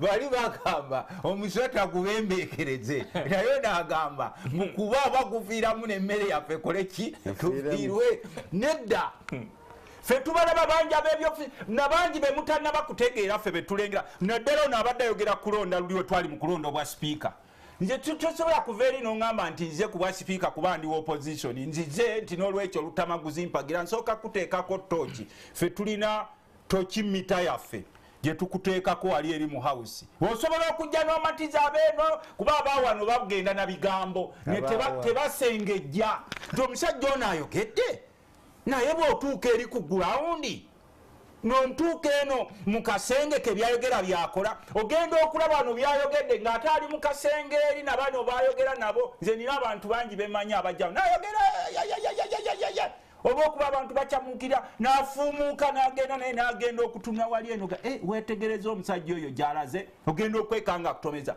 nze sisobola kusanyuka nti opposition eri disorganized fe alternative naye kakati naye okuvaayo mpuliriza okuvaayo ne mwakyuzinga each other accusation and counter accusation it will not help you mubeere nga abasiraamu balaba gurupu ezibeerawo kati ono yabadde agamba mbuno mbu oleeta ereda n'atuuza ow'ekibuli ow'ekibuli ajja n'akubuulira nti embeera ogiraba naye faction zavaawo waliwo olyaga nti nze ngenda kulodi Kampala nze ngenda Kibuli ate tuleme kubeera ng'abakristaayo wali we baakola abeewaffe eruweero balaba obwabwe ne bafuula ne babireeta eno ne bannabyafuzi ne babingiramu ne bavuga ti excuse me mubeerengako n'ebyomu kisenge bye mutaleeta mu makajaja kati muli mu kkooti ani afunamu ye omulaba esetaani ali wali akuba mu ngalo kubanga ekigendererwa kya naddibanga kutabangula naddibanga atabangula DP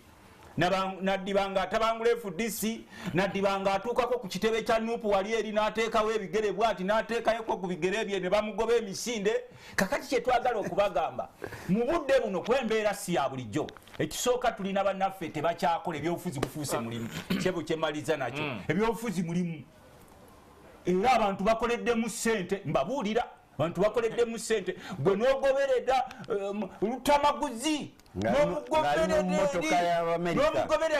n'otasooka byakuya emmotoka ya Amerika tomanyi gye yavasebo abantu balina choice zaabwe mukama wange zomanyi ti nzijidde nakubooda kakati n'ogoberera lutamaguzi naye nga totwalangayo ku budde gwenda kusoma lutamaguzi yaani era y'ensonga lwaki bwa Museveni ateranga n'agamba Uganda etandise okumpoomera ngalaba kati mwekuba kati enaale mumugivuddeko mwekuba mwekka bwe mweyogerera kati FDC in fact tekyakunama wabula kati eraze obwerere bwayo ono akugamba munandala mubi semuju mubi kati ani mulungi kummwe ensonga lwaki ffe tugamba nti yesi we have agreed nga ffe ono mukristu munanga agamba nti tewali mulongoofu naye olwokuba nti tewali mulongoofu tekitugaana kwogera ku bibi naye tetusobola kuva eri ne tugamba nawe bishop oli mwononefu nawe Ssaabakristo oli mwononefu tugamba yes tukkiriza waliwo sente ezibatabangula kuba tumanyi sente zibawamu Museveni era abamu mubadde muzanyira nnyo ku bantu ne mwogera bino naye ng'omusimbi abawa era kyova olaba waliwo gwakubisa embuukuuli waliwo omwami Museveni gwakubisa embuukuuli waliwo ne gwebakubisa omuziŋŋoonyo nokaye ono nga bamukubisa muziŋŋoonyo ate nze bankubisa mbuukuuli naye tugenda mu demonstration owa poliisi waliwo baayitako n'atamukuba muggo naye n'alumba lutamaguzi n'amukuba emiggo noga ati ate ono lwaki amufiirako n'ekyo nze kyembasaba stop fooling Ugandans abantu bakooye bali eyo beetaaga kulya sebo kyemaliza mu seconds ntono nnyo abantu babujo kye beetaaga okuwulira oba lutamaguzi oba Lord Mayor Nanjula oba Honorable Brandon kye boogerako emisolo services amalwaliro gano kati agalimu n'emmese eziri emitwe gy'abantu abantu beetaaga kuwulira ku makubo bbeeyi y'amasannyalaze omusajja aweza amanda naye abantu tebasobola na ku affordinga gaasi baagala kulya tuvudde tutya mu bwavu bwe tuli mu si bino biboozi bino ebyabakufu Honorable Brandon wabaddewo ebigambibwa nti ddala NRM infiltrating ebibiina ebisinga mu abatabangula sikigambibwa era bwe kiri sebo ffe tukyogera nze ndi opposition NRM omulimu gwa mwami Museveni omukulu kutabangula opposition but is it NRM or Museveni anti era yaki no those are two different things okusookera ddala ebisogo ebyo tunayo olugero lugamba nti bwe gudiba n'omunobe asena kakati omunobe yono omukyala eyasigala ku lujja lwa kitaawe kakati wabaawo ng'omwenge guno mwenge bigere ne baguyisa ne gudiba noono eyanobera ku lujja lwa kitaawe agira ki asena n'anywako kakati bino ebiriwo tugambye president oba NRM kwaba abakulu abaliwo tewali gwe tusola naye bano bantu bakulu balina emitwe gyabwe ate kino ekisinga okusesa nti bonna abali kulwanagana ku level y'abananjula ne banandala bali ku national level these are very headed bright people botasobola na kujja kuteeka mu kyama mugambe nti tuwogere kino kubanga buli kyebakola agamba nsi esooka eriyo abamu abo FDC mentera okuinteractinga nabo nga bo problemu yaabwe yakujjako Museveni the rest of the country ngono bwagambye nsinga babadde balwanira misolo malwaliro naye ate kikwewunyisa abamu ne kwa bali mu opposition waliwo b'abantu bagenda ku bamanyi nga tebali mu government ne bakuba amavi ne babasaba enguudo ne basaba amalwaliro tubiraba ne babasaba ebintu bingi naye nga bamanyi nti gwe bagenzeeko tali mu structure yonna ya governance then ng'abantu muvule gw'okuba omusiraamu ng'oli swahaba tekiŋŋaana kuba nankolagana naawe Kyeki kye nagambye ano ku Nyanjula nti I would love naye kati wana ajja kwagala okweprotectinga political interests ze nange bajja kumulabamu nti ono afuuse kati mall. Tetuteekwa okutunula nti abantu bateekwa okuba n'enkolagana. Bwe tugenda mu kyaki olwajjo ngenda kuba emunyonyi wali ku basirika naye tutamaguzi bw'anaabaayo ffenna tujja kutunulira wolutaali era temuli ntebe nti eri awo FDC ono wa DP ono wa NUP. Bwe tuba tugenze gye babeera eyo nalabye ani ono okwepicca bamuyitaani King ani oba King Saha yatadde ali ekipande emunyonyo ffenna bwe tubeeyo nti jangu tugende Nyanjula tajja kuzinangadde eno tujja nagenda na mu style emu kabaka singa tubakkirira wansi tukkirire ki naye bwe tutuuka eno ebyensi nabwe tuba tuli mu kulota obwavu butuluma style emu ffe tuli awo eriwo ekizimba awo kinyooka bwe baali batusala omusaala ku parliament mwe banamawale gwe mutayogerako baganira ddala okukyogerako bwe batusala omusaala teri bawulire neggulire n'eri kebeni TV ebapapula lwamawale lwagamba nti ababaka ba parliament babasala omusaala bino ebintu byonna bitwaffectinga wamu bwe tuba kulumbe tutulamu bwe tuba mu bizibu obwavu tewali gwe buluma ngwagala okulaba obwavu tukaka awantu oli tajja kukubuulira kibiina ffenna tuli mu uniform emu so ebyokwekwasa bw'oba ogwa n'okwata ku bisubi funa stronghold olabe nti neekwata ku muti neŋŋenda tewali NRM terina interest kubanga singa NRM twalina interest ng'o tuli mu buyinza tetwandiziza multiparty democracy twandibadde kyakontrolinga mu single party system ensi endala weeziri zolaba oluusi tumanyi bwe tugamba nti oba twayita democracy ono omungi ali kutabangula abantu kyetaaga abantu obakwatamu tulabike nga tuli kukola ku bya development so NRM tetulina interest actually tuli mu regrets oba regrets mu Luganda bakiyita batya tuli mu kwejjusa nti awano si we twandituuse kubanga ffenna tuli bannayuganda tuli mu kwejjusa nti omubaka Lord Mayor ono ali wano mu city nange kati bwe nnaakaaba nti bannange ebinnya bituli bubi ali mu responsibility ne bwana fixing ekinnya tekigenda wo yekka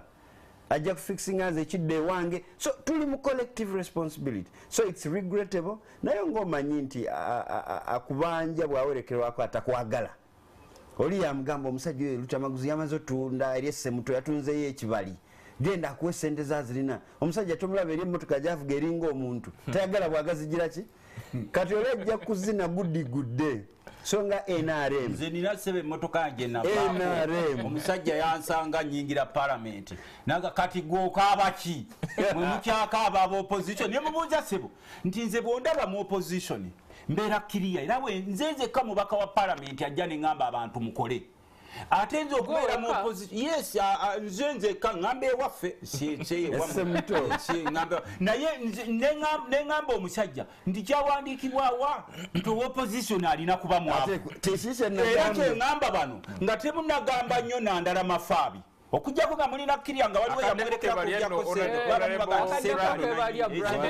mbadde nkawagwe ka information nti tewaliwo ekyawandiikibwa opposition alina obwongo nti alina kuba mwavu era waliwo n'abaopposition abagagga ennyo singa abali mu gavumenti naye nga beekolera information y'omukulu okugimpa mukirisitu bwe tuba ku kigo kati onaaba bwana mukulu nze mba curate kakati bwana mukulu bw'ayogera gwe curate olinda assignment za bwana mukulu naye ate bye bali kwogera ku kyova olaba saagadde nnyo okuba interruptinga nti kibadde kisaana n'Enyanjula tumuwe programu yonna tumuwulize okaabako kugire ki kugweyo so that adda agenda okuvaano agamba nti kati wano kyekiddako Nyanjula mukazi wattu n'obwongo bwo mu struggle amaanyi ge azze ku bannayuganda bannange mutusonyiwe bali supposed kwetonda kubanga era be baleeta ekirungi agambe wano bwe yamobilizinga kakati NRM tetulina any hill intentions tuli pate yagala okukolagana n'ebibiina kyova tulina n'omukago gwa iPod abamu gwe baddukamu era aba secretary general gye bali walaba Nandala Mafaabi wali walaba Seranda n'abasigadde n'owaffe Tadongo ebiseera bye yali Lumumba so NRM terina interest era NRM ffe tusaba nti bino ebiri mu FDC biteye kubanga bannayuganda ate jjukira gavumenti yaffe erina obuvunaanyizibwa okukuuma abantu n'ebintu byayo obutabanguko obwo singa abantu bafuddeawo nga 100 bwandibadde obuvunaanyizibwa bwa gavumenti kubanga supposed okuuma omuntu irrespective of their political parties. Naye bano bakajja batta manye eri abali mu kikiri nga baagala kuba mu kikiri buli ssaawa oba baawe ekijja bakyongeramu bakole politics. So NRM tetuli responsible. NRM twagaliza ebibiina byonna bibeere nga bitambula tusobole okufuna competitive politics, democracy ajje, free space buli omu ayogera ensonga ze kubanga ffenna tuli bannayuganda. Okay, kankubeewo Kyala Nyanjula, kino kirekawo naddala kati mwe ababadde mu FDC tetugenda kulaba exodus wano y'abantu kugera mu bibiina birala. Omanyi buli wabeerawo obutabanguko wabeerawo abaswami. Brandon yinza okubeera abo nga Brandon nabo baatezedde olutuula lwabwe balinda kuvuba abaana aba mu FDC saawa zino. Kakati nze njagala kutegeeza abannayuganda oba nze I've read so much about the struggle bwetyo bwebeera. Waliwo abafuluma struggle ne bagenda wanakyemalira, waliwo abava mu parties ze balimu ne batandikako endala. So mu struggle ebyo byonna bibeeramu. Babet Kamya, some of us used to admire them. Naye mu struggle tebaakola ki? Struggle kati bagivaamu bali eri bali mu kulya. Teri yali amanyi mbu olunaku lukya Bobi Wine alivaayo naye bamusanga eki mu opposition nga ina n'ekibiina kyakulembera. So nze saagala abannayuganda bagwemu essuubi. Weewaawo waliwo n'abo aboogera banange struggle tugiruddemu nnyo, struggle. Njagala tegeeza abannayuganda struggle terinako timeline. Waliwo struggles eziyinza kumala myaka 5, waliwo struggles eziyinza kumala myaka 10, waliwo struggles eziyinza kumala emyaka 3, waliwo struggles eziyinza kumala myaka 5. So kiri kuffe bannayuganda obutagwamu ssuubi lwa bino ebigenda mu maaso mu FDC. Ffe okusigala ku mulamwa nga tukola ki? Nga tulwana. Naye nze nga nze sinaba kufunamu plans ezigamba FDC ngenda givaamu. Nagamba abantu nze for now sirina plans eziva mu FDC. Plans zendina kati ze plans ezirongosa FDC. Nga bwe nabagambye nze bw'oba oli munnayuganda oli mu opposition bino Honorable Tamaguzi yabadde ayogera bunoosanga oli ali mu kukolagana ne NRM n'osanga oli nga yali mu kubega NRM n'osirika nze awo mubanda abo oba otuliddemu olukwe era naawe oba tolina njawulo n'oli akoze eki agenze wa mwami Museveni. Lutamaguzi Honorable yasirika nga abantu bali mu kwogerako n'Obatimawo ne DP yatuddukako era ndowooza right now bannayuganda munanjulira DP yamalirizanga eriwa mwami Museveni. Ne Honorable Lutamaguzi bw'aba ayogera you struggle tomanya oba wa DP oba wa NUP ali awo lwakuba yasalawo n'agamba ngenda sirikira mumawo. So nze sola kubanga Honorable Lutamaguzi you either black or white. Sigenda kukkiriza kubeeramu eyo embeera eyo bw'oba watuliddemu olukwe naye nkusanga ng'oli mu kufuna ssente za mwami Museveni naye nkusanga enkya tulina demonstration nga gwatuteyo information nze Nyanjula sola kukusiriikirira kubanga struggle mba nkoze eki mba njiriddemu olukwe. So tetugenda sirika bw'oba nakyemalira tugenda kwogera. Weewaawo waliwo abawagizi baffe ba FDC abala batukubira amasimu kyekigenda mu maaso balinga abaweddemu essuubi. Nze saagala bagwemu essuubi kubanga ffe tuli wano kwogera amazima. I want to ask you, singa twategeera bino ebintu ne tusirika nze ndowooza naffe twandibadde tusaidingana na kyemalira. So ffe ogwaffe twagukoze twavudde ne tutegeeza bannayuganda waliwo ssente zayingira mu kibiina kyaffe, ssente ezo tetumanyi gye zaava. Abafuna ssente zino ne batandika okutemwa bakuyita okutamaatama. Boogera kino boogera kiri ssente kati zavudde ewa Joyce Sebugwawo, ssente zavudde mu banka. Paul yayogera Joyce Sebugwawo ati gwali mu kwogerako ow'ekitiibwa kati minisita ewaawa yagenda di process ey'okugenda teyatandika akalulu nga kawedde. Ne tubeeraawo nandala n'atugamba nze nafunye ssente zaali mu banka zava mu banka naye bwe muba mwagala pata eyinza kusasula naye ssente teziriko interest. Gwali olabyeko ssente ezaawo eziva mu banka nga tekuliko interest. ne tuvaawo ne batugamba ekibiina kyali kyavu nnyo tekirina ssente ate ne tulaba mmotoka empya nga zigulibwa. So bannayuganda ffe tetugenda bavaamu, twayogedde amazima, kiri ku mmwe okugoberera bye twogedde oba okusigala nga mu protecting abaafuna ssente z'ekibi. Webale nnyo Lord Mayor Nyanjula, ndowooza kasooke nfune ezimu ku ndowooza z'abannaffe wano nga bwe zizze, kansomeko ezimu tugere maaso. Onagamba nti NTV mwebale kuweereza, nze Isime Busia, naye twewuunyiza nnyo okulaba meeya waffe ng'alwanira ku offisi za FDC ate nga ne mu kitundu gye twamulonda e Busia babadde basenda abantu batunda ebintu byabwe, naye meeya yasobodde kulwanira FDC okusinga abantu abamulonda, naye 2026 asembedde. Ndowooza tebategeeza mukyala Nyanjula ono weeri e Busia. Katulabe uno Justice Entebbe, Center ya kibi oyo Nyanjula takolera gavumenti. If she's the mayor, which salary does she eat? Awo tojjeeyo beya nako mukulu.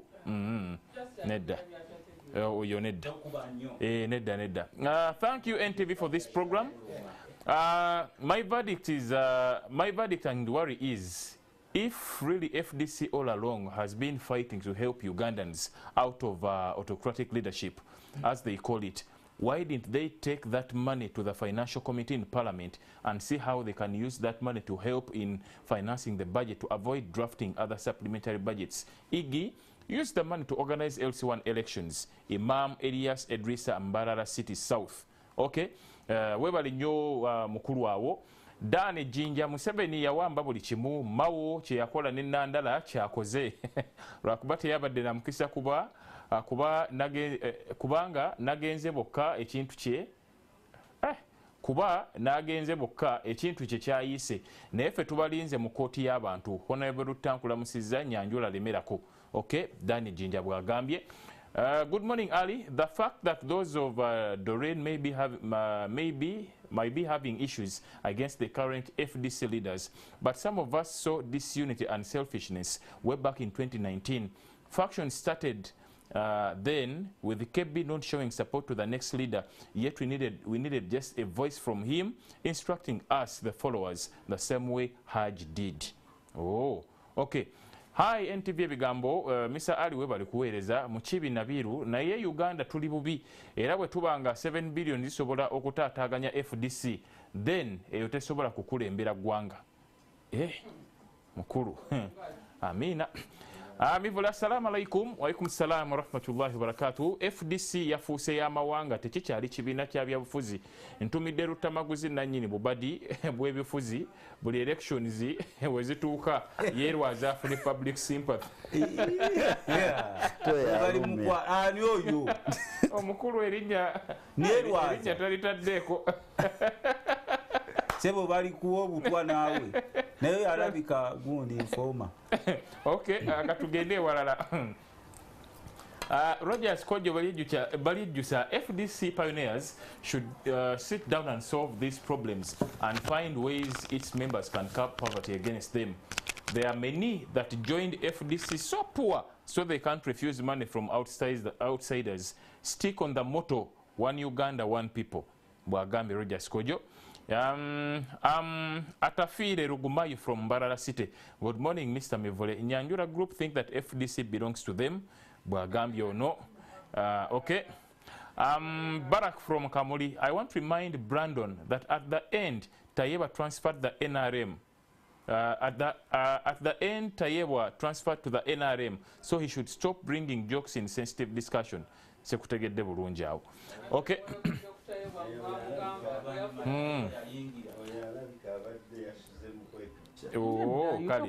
Some politicians are hiding in opposition. Sharing of the national cake is on the hands of the politicians. They don't work for the common Ugandans.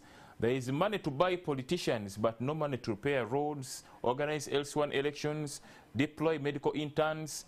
Moses Okuku from Mulunyo Busia district. Thanks NTV. Webale. Ali nkulamusiza nze Semakula Ali Munyonyo Buziga. Deputy Mayor aleme kuddisa abantu kuba be bamu ekyo nedda. eyo tuveewo nsaba bw'oba owandiika message ezimu temuzifuula personal please on a national TV. Njagala tubeere ne debate ey'abantu abakulu nga etegeerekeka, so ate bw'otandika okulumba omuntu n'ogyayo beyanako kiba tekikola makulu ekyo. Okay, Mother Uganda, I now believe that the true opposition is the local person, not the so-called leaders. Nelson from Tororo. Okay, webale Matovu Brian kansomeyo nga babiri basatu. Matovu Brian, lwaki Museveni avujirira nnyo opposition nga abantu tufa ku ground? Bilioni ziyita ng'omuntu afa tasobola na zaamu nnyo. We need change by now. Okay, ndowooza kansembyeyo ono. Silver from Kasese, tell Lutamaguzi to tell us about the wedding of DP being married with NRM.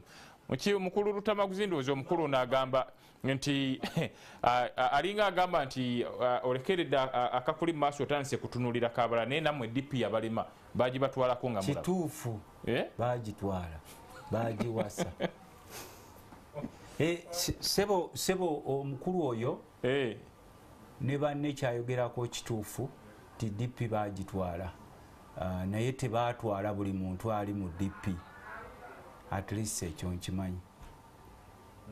Okay, anyway, kati Honorable Lutamaguzi gyetwaniraga kumanya way forward nga opposition bino bibaddewo. Abantu buli omu ebya FDC bibaddewo, ebya DP byaliwo, kigenda kubalekawo nga oludda oluvuganya. Kino tekigenda kubanga kiba nafuya. Omanye ebiseera ebisinga omuntu asobola okulaba ng'omuliro gukutte ensiisira esoose neerabira nti naye akasoli ake kaaki kasubi.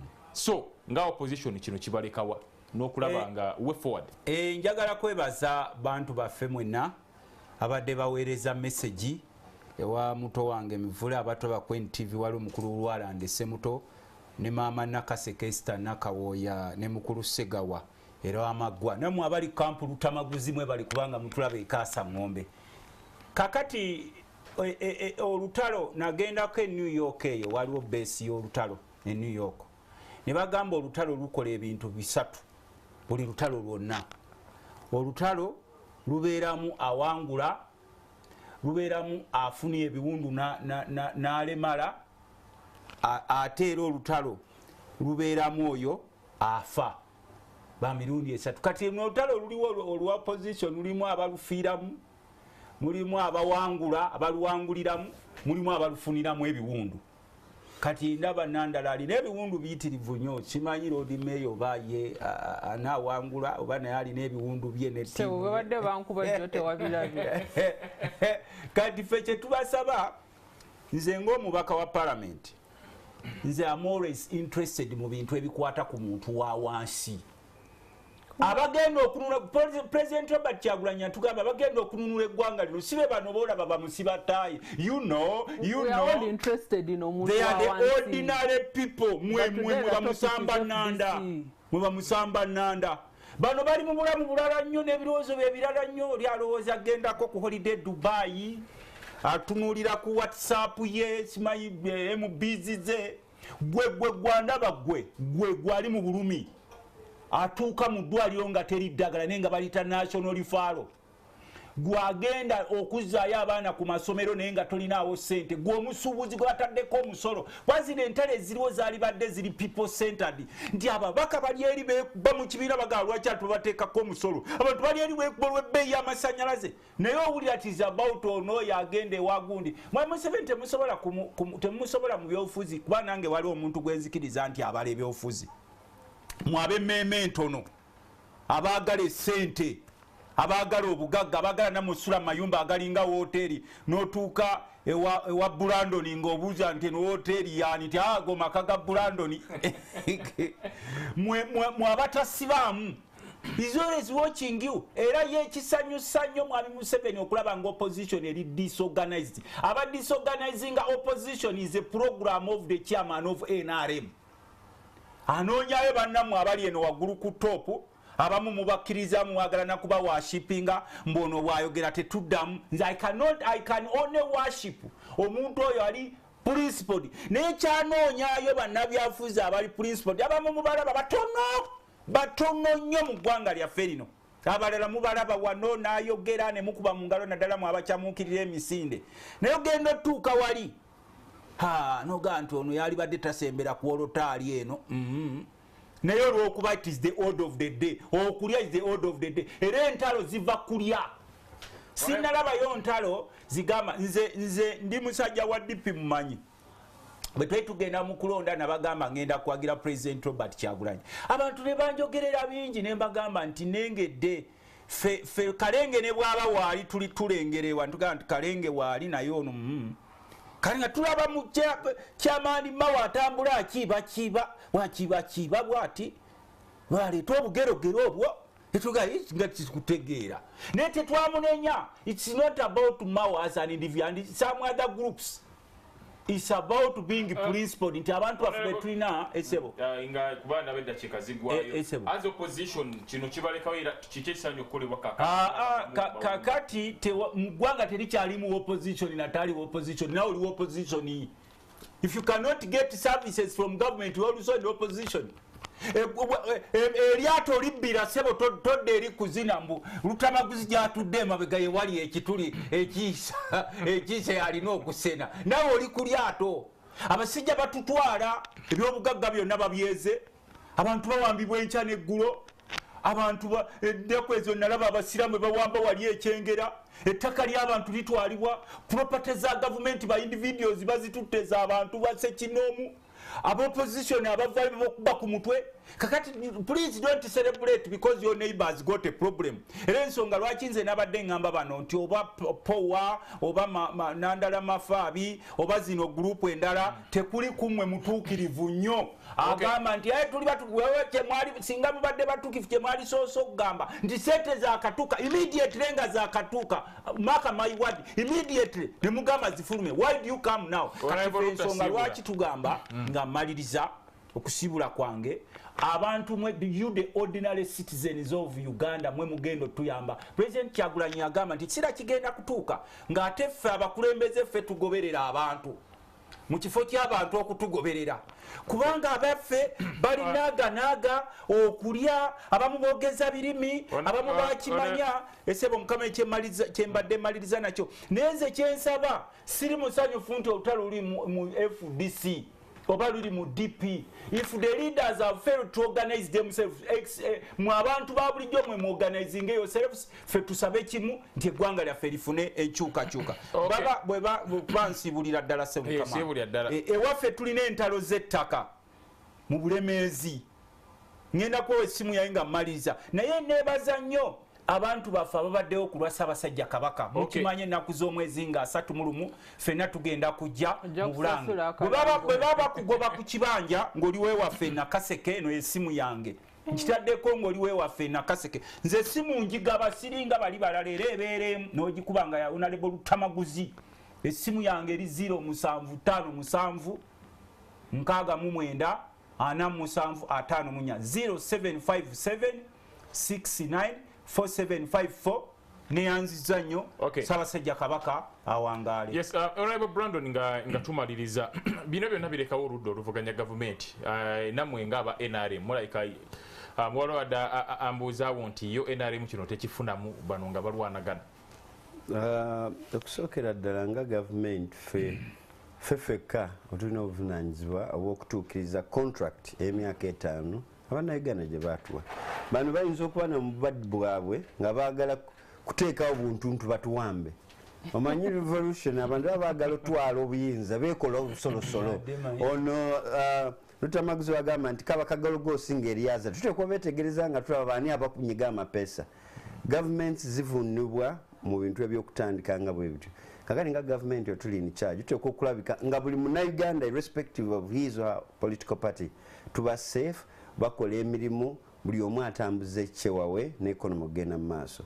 So twagala okubasaba kubanga bakulembeze bamemba ba parliament bakulembeze in the different capacities babaddewo nga bwetulina ka Dr. Besigye abadde mu magye babaddewo bamanyi history ya Uganda.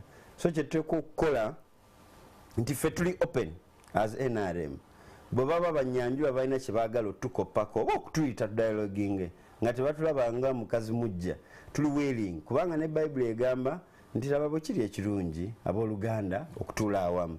So tubasaba nti ffenna tuli bannayuganda, tubasabira mirembe kubanga tewali ali kuzina guddigudde, era tumanyi nti balina cause, tumanyi nti balina ekiruubirirwa n'ettaffaali bagenda okwongera ku Uganda yaffe ebyenfuna n'ebyobufuzi. Ate nga ffe NRM tukkiririza mu politics owa free and fair democracy. Kibulaba omuntu ajja kujja wano ayogere avume buli omu avoola addeyo. Lutamaguzi agenda kubaawo ekisumuluzo eri ekimerika gy'omanyi avuge agende. Nyanjula ajja kujjaawo drive aggulewo mayor of course agende. That's freedom of expression gye tubelievinga era twagala n'okkuza politics. Tukoye nnyo okubeera nga tulifaringa ku nsi endala zitugamba nti zikuze, tutandikire wano ewaffe amaanyi tugateeke wano. Ffe nga mother party nga tuli mu buyinza tuli willing okuextendinga help, kyobola tuli willing okukola na buli omu. Era bwe baayo eyo Nyanjula ayagala okujja okukola naffe for the good of Uganda, you are very much welcome kubanga ffenna Uganda yaffe. Government abagamba mbu government ayagala kukola nammwe nga mukola ki nga mutegwanga already nammwe aba FDC mulina ababaka balina 32 mu parliament. That's government mwivule bali part of government. Naye ne Nyanjula omusomi tajja kuddaana kinyonyola abantu nti ly'essiga lya government ate lisinga okuba n'amaanyi tukola appropriation mulimu aba FDC 3 the government njimanyi bulungi government manyi bwe functioninga leka mmalirize road mayor government kati tumalirize road mayor. So ndikusaba nti eyo political activism ng'ebigambo ebyo muwulidde bali mu kabadi bali mu kikiri bongere ebyobufuzi bitambule nga Lutamaguzi wagambye. Ate Lutamaguzi nkusiime tugendeyo kankuweyo Ssekoko agambye nti kino kyetuli kitavu kya mulimu nkuweyo Ssekoko ntemu supu. Uganda tugume ekiri mu FDC sobola okujjala naye twegendereze tusobole okutwala ekintu ekisinga obukulu ffenna tuli bannayuganda twetaaga tewali alina buvunaanyizibwa bujja bulamu bwa muntu kubanga ffenna tuli bannayuganda. Honorable Nyanjula tusiibule kino kirekawo ekibiina kyammwe ne way forward nga bwe tusiibula mu dakiika 3. Well, of course ekibiina kyaffe in the current state tetusigadde kyekimu naye nze nabuuzizza bw'oba oli wa opposition n'omanya abatulyamu olukwe n'osirika naawe obeera hypocrite. Kati ffe twavuddeyo twayogedde tetuli mu kusaanyaawo FDC, tuli mu kutereeza FDC kubanga twagala opposition entuufu. Waliwo ayogedde awo n'agamba kati FDC yafuuka y'amawanga. I think for me that is the most unfortunate statement. Mawanga kirala. Kyekyo yafuuka ya certain section of people tribe. That statement is very unfortunate. Era abadde abagoberera ebigenda mu maaso mu kibiina ekyo ekintu abadde asinga okitambuza abadde president abadde power. And it has been very unfortunate kubanga nze najja wano mu Buganda ne bampagira ne bampa obwa deputy lord mayor. So abaganda mbasaamu ekitiibwa era saagala kulira mboozi ya tribalism. Power bwe yajja twamutambuza yali tava mu Western Uganda yali tava mu Buganda naye abantu bonna bavaayo ne bakola ki ne bamuwagira. So mbadde mbasaba ffe twagala kusigala ku mulamwa gwaffe ogwa one Uganda one people. Ebintu bya tribe ebyo twandikoze eki twandibijjeemu. So naye nga ffe nga FDC tugenda sigala nga tugezaako okutereeza era tugenda sigala nga tuyita opposition bannaffe abanupu nga bwe tubadde tutambula ffe abakiririza mu unity y'opposition. Era nabagambye office yaffe ya Katonga twagitondawo okukola ekyo. Bw'oba oli mu opposition ng'oli mu DP nga Honorable Lutamaguzi naye ng'oyagala kulwanirira enkyukakyuka tukwaniriza ku office yaffe ya Katonga. Bw'oba oli wa UPC nga gwolowooza okiririza mu nkyukakyuka tubadde era tukuyita ojjewa Katonga era ogwo gwokubadde mulamu ogwa Katonga nga ffe tuyita buli omu akiririza mu nkyukakyuka nga activist okujja ne twegatta era ne tusobola okulwanira enkyukakyuka. Abawuliriza mukulu Nathan Nandala Mafaabi ekimu kyanenya Dr. Besigye okukola yagamba Dr. Besigye yabatuuza n'agamba bajjeyo candidate omu. Kati Nandala Mafaabi n'agamba kirabika Besigye ekibiina yali ayagala kitwala mu nuupu. Ffe tetuli wano okwekuba na nuupu, tetuli wano okwokuba na opposition bannaffe wabula twagala kwegatta ffenna tulwanyise nakyemalira. Webale nnyo Honorable Nyanjula. Ka second katono njagala kwebaza Right Honorable Speaker Anita Amongo kulonda kwerosi. Wabaddewo obuyaaye ab'akakiiko k'okulonda aba Ministry of Local Government nga basaba ssente nnyingi naye gwe omuntu ali eyo kimanyi nti ero si tugenda kuddayo kusimba mugongo. N'olwekyo nsaba Ministry ya Local Government ereete timetable nga Speaker we yabagambye mu wiiki eyo ejja nga twakajja tukoma okulonda kwero si kusobola okugenda maaso. Muyinza osettinga president ne bagamba okulonda kw'abakyala tekwaliwo, okwero si tekwaliwo, teweewuunya nga bagenda n'okulonda kwa parliament tekuliwo. Era nga naffe twagala okulonda kw'abakyala ssebo. Anti kye nsaba nsaba muleete timetable nti era bagenda bigatta wamu. Abakulu mwebale nnyo olwakadde kamwako bannange, mwebale kubanga musobodde okujja. N'abatulabye abatugoberedde ku Facebook ne YouTube mwebale kubanga mubaddeko nnyo awangi Meya Nupwe mutumideko nnyo Meya Nyanjula omwogezi omupya Okay, katuwuliziganye inshallah paka olw'omukago olujja era essaawa ze zimu ku programu ebigambo tebitta. Nze Ali Mivule agundegunde omuterega.